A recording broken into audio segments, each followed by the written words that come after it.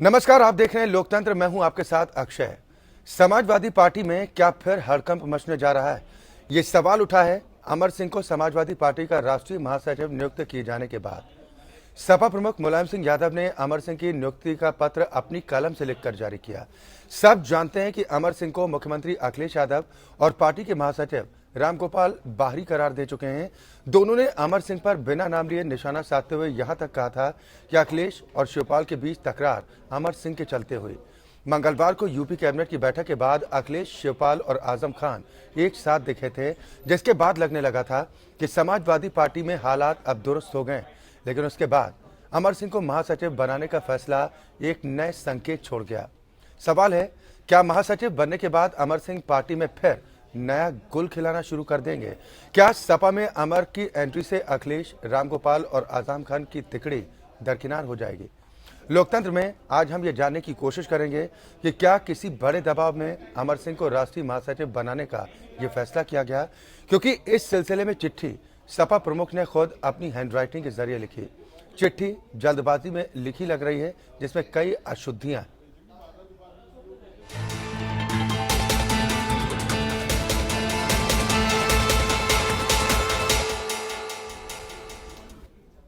या तो समाजवादी पार्टी में अमर सिंह फिर बेहद ताकतवर हो गए। पार्टी प्रमुख मुलायम सिंह यादव ने अमर सिंह को राष्ट्रीय महासचिव नियुक्त किया।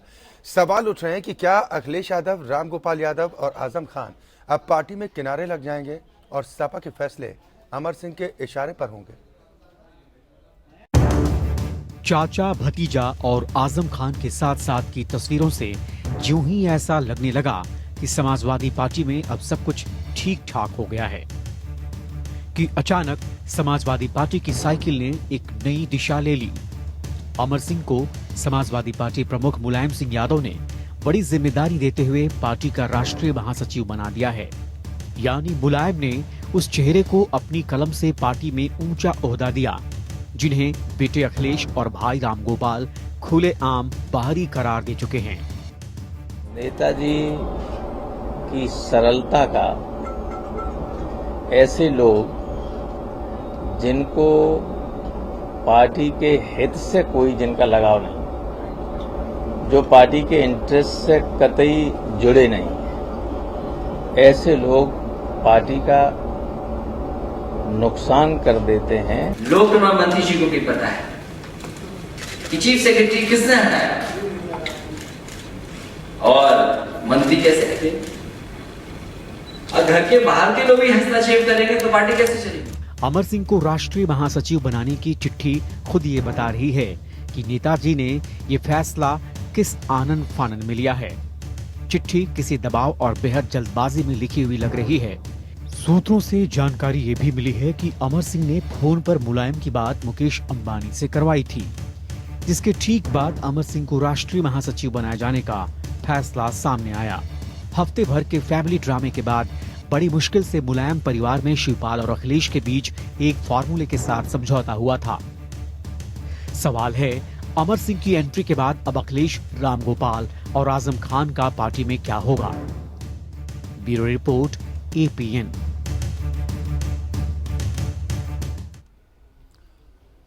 या तो समाजवादी पार्टी से राज्यसभा सांसद अमर सिंह को एक बड़ी जिम्मेदारी सौंपी गई है और ये जिम्मेदारी है पार्टी के राष्ट्रीय महासचिव के तौर पर।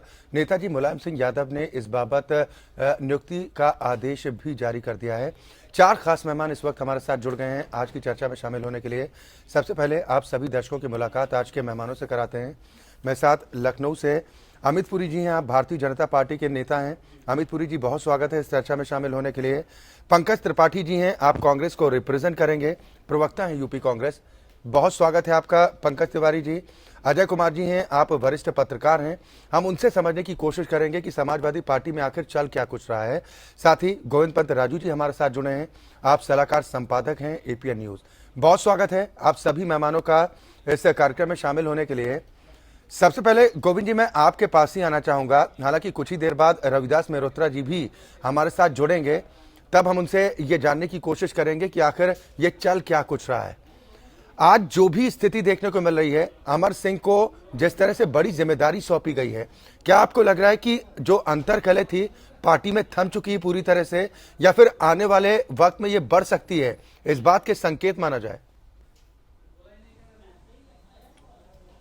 देखो अक्षय, जो आज की जो चिट्ठी है जी, वो आने वाले दिनों में पार्टी में कलह कितनी बढ़ाएगी ये तो एक बिल्कुल अलग सवाल है। लेकिन आज की चिट्ठी के बाद ऐसा लगता है कि मुलायम सिंह यादव समाजवादी पार्टी के संस्थापक, समाजवादी पार्टी के सब कुछ, और समाजवादी पार्टी को एक एक ईंट जोड़ जोड़ कर यहाँ तक पहुँचाने वाले नेता, वो शायद खुद ही समाजवादी पार्टी की जो स्थिति है उसको एक तरह से मटियामेट करने की कोशिश कर रहे हैं। अमर सिंह को लेकर समाजवादी पार्टी में हमेशा से जी, दो धड़े रहे। जब पिछले दौर में जब मुलायम सिंह खुद मुख्यमंत्री थे उस वक्त भी अमर सिंह की वजह से पार्टी टूटी है, पार्टी टूट रही है, पार्टी प्रदर्शन सही नहीं कर पा रही है, पार्टी के अंदर सब कुछ ठीक नहीं चल रहा है, इस तरह के आरोप लगाने वाले बड़े बड़े नेता थे। और अंततः सब कुछ उस वक्त दिखाई दिया कि अमर सिंह के प्रभाव का कितना नुकसान समाजवादी पार्टी को झेलना पड़ा। आज जब समाजवादी पार्टी के सबसे बड़े जो थिंक टैंक समझे जाते हैं रामगोपाल यादव, वो सार्वजनिक तौर पर अमर सिंह की भूमिका को लेकर सवाल खड़े कर चुके थे। और खुद मुख्यमंत्री ने जब वो अपने पिता से इस जो हालिया जो झगड़ा है उसके बाद समझौते की बातचीत करने के बाद एक टेलीविजन चैनल के कार्यक्रम में गए थे, वहां पर उन्होंने बिल्कुल साफ साफ कहा था कि अब अमर सिंह के लिए एक तरह से रास्ते समाजवादी पार्टी में बंद हो गए। उस समय ये माना जा रहा था कि समाजवादी पार्टी में सब कुछ ठीक होने की दिशा में शायद अमर सिंह को पार्टी से बाहर का रास्ता देखना पड़ेगा, या वो पार्टी में रहेंगे तो सिर्फ एक तटस्थ की भूमिका में, एक राज्यसभा सांसद की भूमिका में, उसके अलावा उससे ज्यादा उनके लिए कुछ नहीं। और खुद मुलायम सिंह को लेकर अमर सिंह ने भी उस समय इसी तरह के संकेत दिए थे कि मैं समाजवादी नहीं हूं, मैं मुलायमवादी। लेकिन अचानक घटनाओं ने कुछ इस तरह से परिवर्तन किया और मुलायम सिंह यादव ने सार्वजनिक तौर पर यह कहा कि अमर सिंह बहुत काम के आदमी है। लखनऊ में अपने कार्यकर्ताओं को संबोधित करते हुए उन्होंने कहा कि अमर सिंह बहुत काम के आदमी है, उनको आपको पता है उन्होंने किस तरह से हमारी मदद की है, किस किस तरह के मुकदमों में हमारी मदद की और आज भी मदद कर रहे हैं। तो उसके बाद ऐसा लग रहा है कि जो व्यक्तिगत आभार अमर सिंह का मुलायम सिंह के प्रति है, या फिर जैसे अभी हमारी रिपोर्ट में बताया गया कि अंबानी से मुलाकात के बाद एक नया घटनाक्रम बना और उस घटनाक्रम में अंबानी के इशारे पर ये एंट्री हुई है। ये दो वजहें अगर समाजवादी पार्टी में अमर सिंह की एंट्री की हैं, चाहे मुलायम सिंह के व्यक्तिगत आभार प्रदर्शन की वजह या फिर अंबानी का दखल, इन दोनों वजहों से ये बिल्कुल साफ हो गया है कि समाजवादी पार्टी अपने सबसे शीर्ष पर पहुंचने के बाद शायद यहीं से अपने पतन की ओर बढ़ी। अमित पुरी जी, जैसा गोविंद जी ने अभी बताया कि क्या कोई मजबूरी है कि अमर सिंह को लेकर इस तरह से नेताजी ने आनन फानन में फैसला कर लिया है? आपको कोई मजबूरी नजर आ रही है, या फिर आपको लग रहा है कि जो नेताजी हमेशा कहते हैं कि वो जब पार्टी से बाहर थे कि वो भले ही दल में नहीं है लेकिन दिल में है, उसके इनाम के तौर पर देख रहे हैं, या कोई आपको मजबूरी नजर आ रही? अक्षय, इसमें तीन बातें हैं जी। एक तो जो यहाँ से अमर सिंह जी ने बात खत्म की थी पिछली बार, अभी 2 रोज पहले की बात है, उन्होंने कहा था छोड़ो कल की बातें, कल की बात पुरानी। वो बात बिल्कुल सही थी। वो मुलायमवादी, समाजवादी, बाहरी, अंदरी, ये सब खत्म। अब तो सीधी सीधी पाती मुलायम सिंह जी की हैंडराइटिंग में उपलब्ध है। वो ये सिद्ध करती है कि अमर सिंह जी की राजनीतिक स्थिति क्या है, वो पार्टी में कहां पर है और मुलायम सिंह जी के व्यक्तिगत जीवन में वो कहां पर है। और चूंकि ये पार्टियां एक प्राइवेट लिमिटेड पार्टियां हैं, इसलिए इसमें जो भी फैसले होते हैं वो एक ही सत्ता के शीर्ष से होते हैं, यह दूसरी बात है जी। तीसरी बात, इसका राजनीतिक फॉल आउट क्या होगा वो इंटरेस्टिंग है। और ईमानदारी की बात यह है कि भारतीय जनता पार्टी के नाते से सपा के अंदर किसी राजनीतिक नियुक्ति का होना या ना होना, इस पे हमारा कोई व्यक्तिगत टिप्पणी नहीं है। लेकिन राजनीतिक फॉल आउट इसका क्या होगा वो आप देखें। इधर के जो दिनों के घटनाक्रम है वो ये इशारा कर रहे हैं कि 1967 में मुलायम सिंह जी विधायक बने थे और उनके विधायक बनने के थोड़े ही दिनों बाद डॉक्टर लोहिया की डेथ हो गई थी और डॉक्टर लोहिया से शायद उनकी 1 या 2 मुलाकातें हैं, जितना पॉलिटिकल हिस्ट्री की मुझे जानकारी है। लेकिन उस 1-2 मुलाकातों में भी उन्होंने एक बात डॉक्टर लोहिया की सीख ली कि जिंदा कौमें 5 साल इंतजार नहीं करती। अब 4.5 साल के बाद इंतजार खत्म हो गया है। सपा अपने राजनीतिक नतीजे की तरफ आगे बढ़ रही है। अब किसी को इंतजार नहीं है 2017 का, सब आज ही निपट लेना चाहते हैं, आज ही निपटा देना चाहते हैं। ठीक है पंकज तिवारी जी, इस जल्दबाजी के पीछे वजह आपको क्या कुछ नजर आ रही है? जो बातें अब तक निकल कर सामने आ रही हैं कि अंबानी से बातचीत फोन पर हुई है नेताजी मुलायम सिंह यादव की, और ये बातचीत अमर सिंह की तरफ से करवाई गई है, ये सब चीजें हैं। अचानक इस तरह से हैंडराइटिंग में लिखकर आदेश दे दिया जाता है कि आज से आप पार्टी के राष्ट्रीय महासचिव। इतनी जल्दबाजी किस बात को लेकर? देखिए अच्छा जी, समाजवादी पार्टी लोकतंत्र में अब उसको पार्टी के रूप में एक पारिवारिक ट्रस्ट के रूप में उत्तर प्रदेश में काम कर रही है। और उनकी सरकार को भी आप देख लीजिए तो उनके परिवार के पावर के इर्द गिर्द टोटल सब कुछ, और उनके परिवार में 2-4 जो राजनीतिक रूप से दिखते हैं, एक अदृश्य शक्ति भी है जो कि पूरी राजनीति में और सरकार में अपना पूरा हस्तक्षेप और पूरा प्रयास करती है कि मेरा हस्तक्षेप उस सरकार में और पार्टी पर बना रहे। अब जब सारा झगड़ा हुआ और उस परिवार में 2 खेमे बट गए, एक शिवपाल का खेमा और एक रामगोपाल का खेमा। दोनों खेमों ने अपनी विश्वसनीयता, अपना विश्वास मुलायम सिंह में व्यक्त किया। ये लोग समझ रहे थे कि हर बार की तरह, जैसे आप पिछली बार भी देखिए कि रामगोपाल और जब अमर सिंह का झगड़ा बढ़ा, अंत तक पहुंचा, तो मुलायम सिंह परिवार के साथ खड़े नजर आए। सारे परिवार को पता था, ये सोच रहे थे कि अब जब भी ये झगड़ा बढ़ेगा, क्योंकि शिवपाल झगड़े की जो अखिलेश के झगड़े की वो तो झगड़ा है ही, लेकिन ये प्रयास था कि शिवपाल को तटस्थ करके अमर सिंह को जिस तरह बाहर, लेकिन जो अदृश्य शक्ति है जिनके, जो कि अमर सिंह को बहुत लोग प्यार करते हैं, अमर सिंह को बहुत मानते हैं, उस शक्ति ने अपना काम करना शुरू किया और उस शक्ति के माध्यम से अमर सिंह की राज्यसभा में वापसी और उसके बाद आज राष्ट्रीय महासचिव बना दिए गए। ठीक है जी। रही बात मुकेश अंबानी की, तो अच्छा जी, मुकेश अंबानी का राजनीतिक दलों में बहुत हस्तक्षेप बढ़ रहा है। निश्चित रूप से अगर अमर सिंह ने बोला जिस चीज के लिए अमर सिंह जाने जाते हैं उद्योगपतियों को, हो सकता है समाजवादी पार्टी को चुनाव है, मुकेश अंबानी से बहुत कुछ चाहिए हो सहायता, तो मुकेश अंबानी के कहने से भी उनके पार्टी में अब राष्ट्रीय महासचिव बनाए जाने लगे।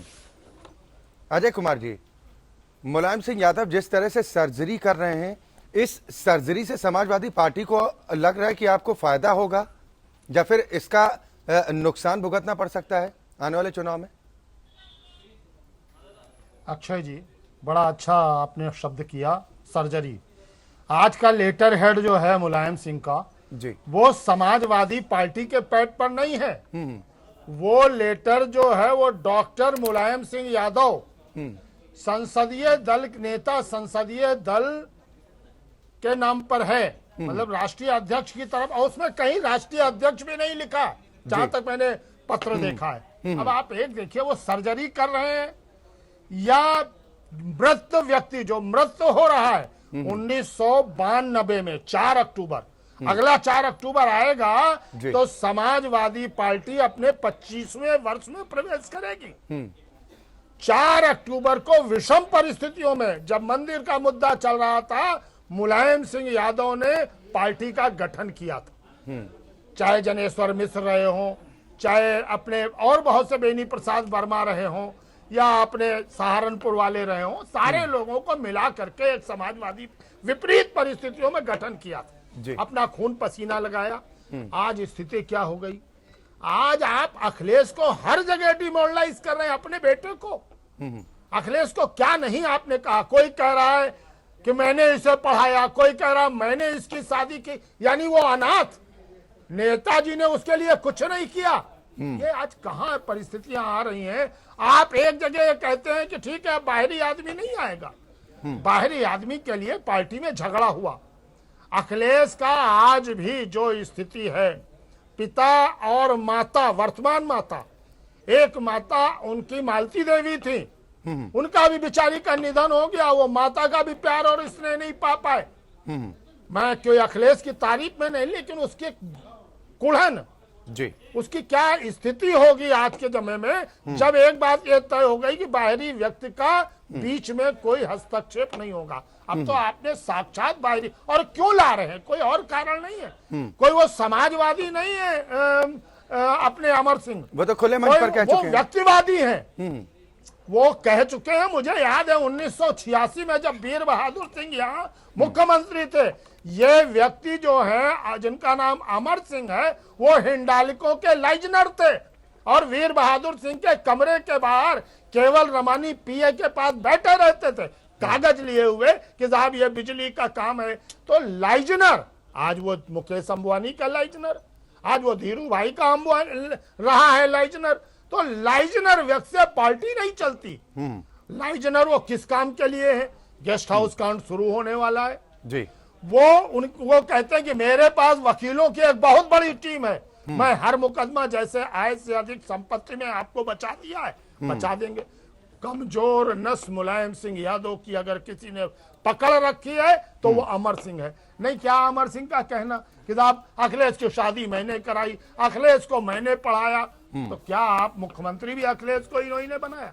जब ये स्थिति आएगी, बाहरी आदमी आएंगे, तो निश्चित रूप से पार्टी विभाजन की स्थिति पर है।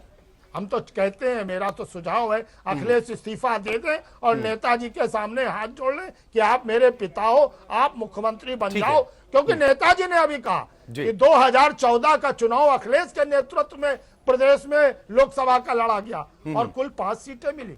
नेताजी बन जाइए आप मुख्यमंत्री, 2017 का चुनाव आप भारी बहुमत से जीतिए, अखिलेश को क्यों बलि का बकरा बना रहे हैं? ठीक है गोविंद जी, क्या सिनेरियो आप पूरा देखते नजर आ रहे हैं? क्योंकि पिछले 6-7 दिन से जो भी घटनाक्रम समाजवादी पार्टी में देखने को मिल रहा है, आप प्रत्याशित कहा जा सकता है। एक तरफ दावे भी लगातार जहां किए जा रहे थे कि हम तो दोबारा सत्ता में काबिज होंगे क्योंकि हमने विकास के इतने काम किए हैं। अब किस मोराल के साथ मुख्यमंत्री अखिलेश यादव खुद काम कर पाएंगे जब इस तरह से फैसले हो रहे हैं? नाराजगी जब मुख्यमंत्री खुद खुले मन से जाहिर कर देते हैं कि बाहरियों को परिवार के बीच में बोलने का कोई अधिकार नहीं है, उसके बावजूद? देखिए अक्षय, मुझे लगता है कि जो हाल में जो घटनाक्रम हुआ है, वो घटनाक्रम लगभग ठीक उस घटना के बाद शुरू हुआ जब उत्तर प्रदेश में विधानसभा चुनाव को ध्यान में रखते हुए समाजवादी पार्टी की ओर से एक जो उनकी एक बड़ी योजना है, उस योजना का प्रचार करने के लिए एक सिने तारिका को विज्ञापन के तौर पर इस्तेमाल किया गया और उस विज्ञापन को रिलीज किया गया ये कहते हुए कि समाजवादी पार्टी अपनी योजनाओं को ज्यादा से ज्यादा जनता के बीच में प्रचारित करके चुनाव में जीत की तरफ बढ़ेगी। उसके साथ साथ ये बात लगातार चल रही थी कि उत्तर प्रदेश में जो विकास का काम किया है सरकार ने, उसके नाम पर अखिलेश एक यात्रा लेकर जनता के बीच में जाएंगे और समाजवादी पार्टी के निचले स्तर के कार्यकर्ताओं तक सैकड़ों, हजारों, लाखों की तादाद में पुस्तिकाएं और प्रचार सामग्री पहुंचाई गई थी कि वो समाजवादी पार्टी की सरकार में जो भी काम हुए हैं उन कामों को बिल्कुल निचले स्तर तक लोगों तक पहुंचाएंगे।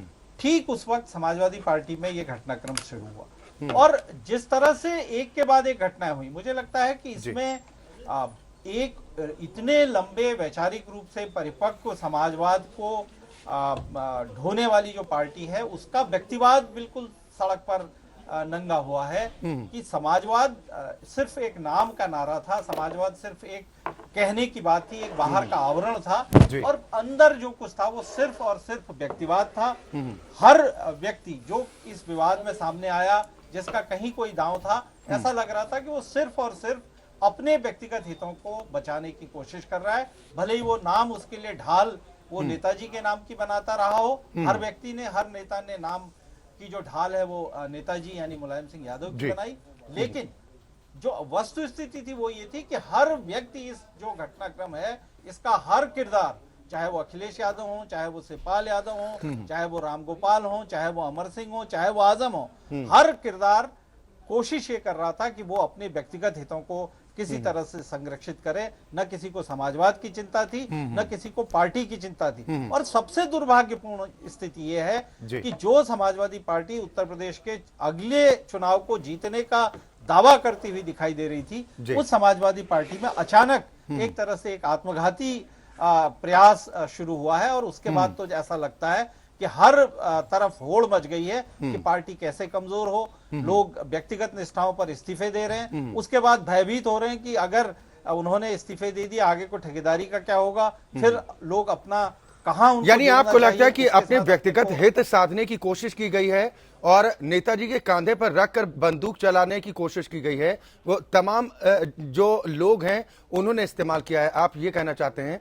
दरअसल उत्तर प्रदेश सरकार में मंत्री रविदास जी गोविंद जी, मैं इसके साथ एक बात और जोड़ना चाहता हूं कि ऐसा नहीं है कि नेताजी को इस्तेमाल किया गया। जो इस वक्त का घटनाक्रम है उसमें तो ऐसा लगता है कि पार्टी को कमजोर करने में खुद मुलायम सिंह यादव सबसे ज्यादा उनका जो रोल है वो दिखाई दे रहा है। वो अपने पुत्र को कमजोर कर रहे हैं, अपने भाई को कमजोर कर रहे हैं, अपनी पार्टी को कमजोर कर रहे हैं। रविदास मेहरोत्रा क्या कुछ कहते नजर आए हैं, अपने दर्शकों को सुना देते हैं। दरअसल राष्ट्रीय महासचिव बनाया गया है, अखिलेश के मंत्री हैं रविदास मेहरोत्रा, मानते हैं कि पार्टी में नेताजी ने सब ठीक कर दिया है और पार्टी की बेहतरी के लिए सब मिलकर काम कर रहे हैं। देखिए, मुलायम सिंह यादव जी ने सबसे बात करके सबको जो दूरियां थी वो समाप्त कर दी हैं और सर्वमान पार्टी का जो है वो हल हो गया है। अब पार्टी में कोई भी मतभेद नहीं है और पूरी पार्टी चुनाव के लिए एकजुट होकर के तैयार है।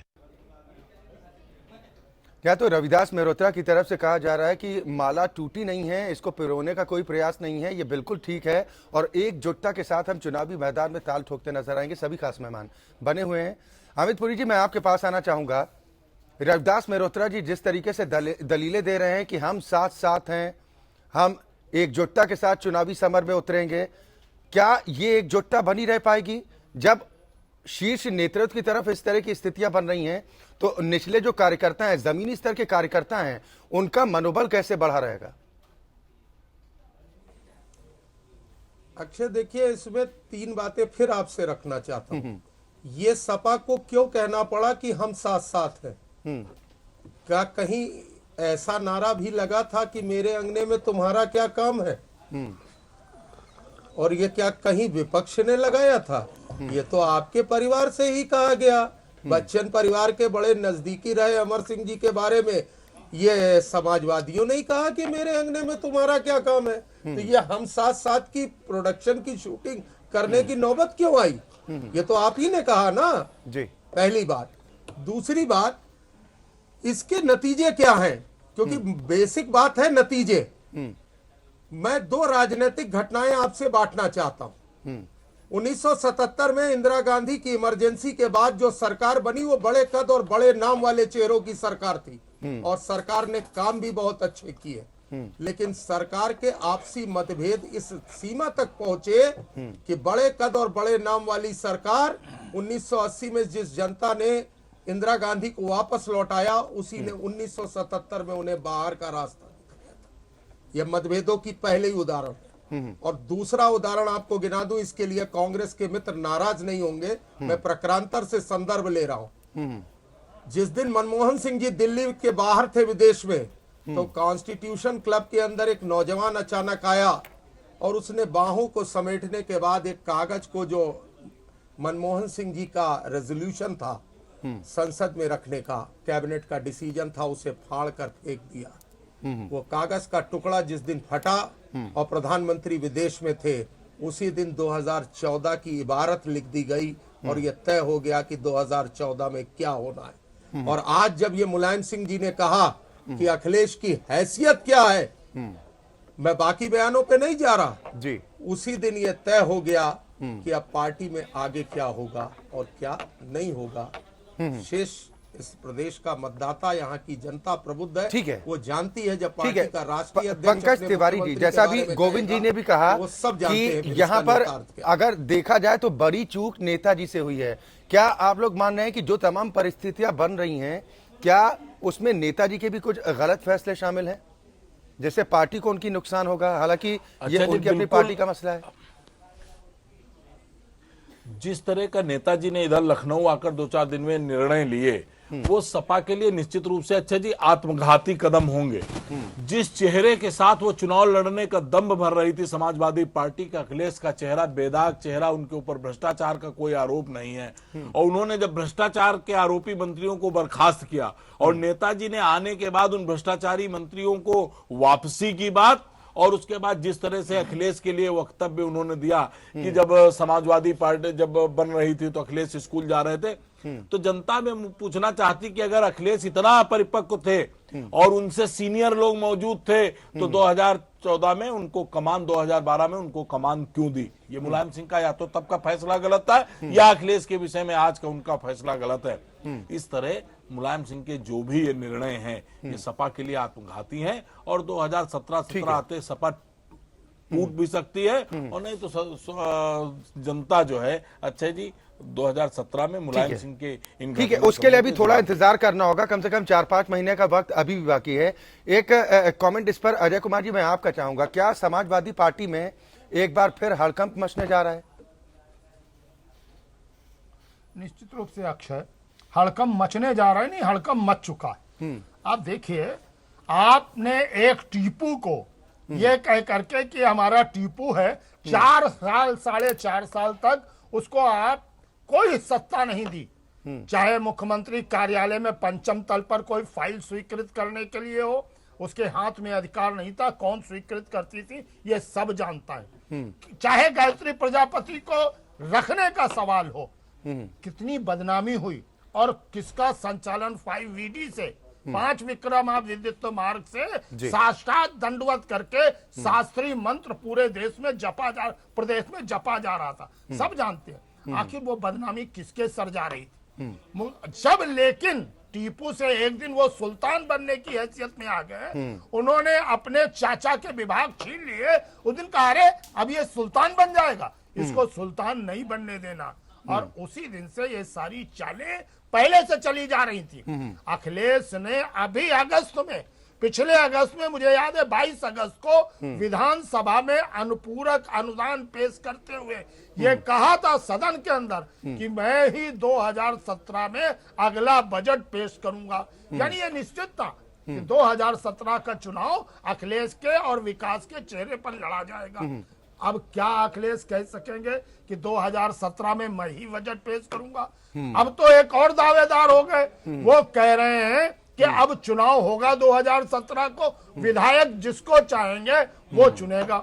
अखिलेश ने और ये आपको जो तमाम परिस्थितियां लग रही हैं वो आपको लग रहा है कि सुनियोजित तरीके से ही? जी अक्षय जी, हाँ अक्षय पूछो, हाँ आप सब जी बिल्कुल, यानी आप ये कह रहे हैं सुनियोजित तरीके से हो रहा है।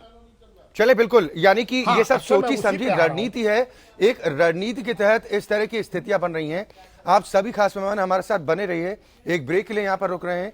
ब्रेक के बाद जब हम वापस आएंगे तो हम ये जानने की कोशिश करेंगे, जैसा कि अभी जो मेहमान भी कह रहे थे कि टीपू को सुल्तान बनाने की कहाँ बातें हो रही थी, क्या अखिलेश को डमी मुख्यमंत्री बना दिया गया है? एक ब्रेक के लिए रुक रहे हैं, सभी खास मेहमान बने हुए।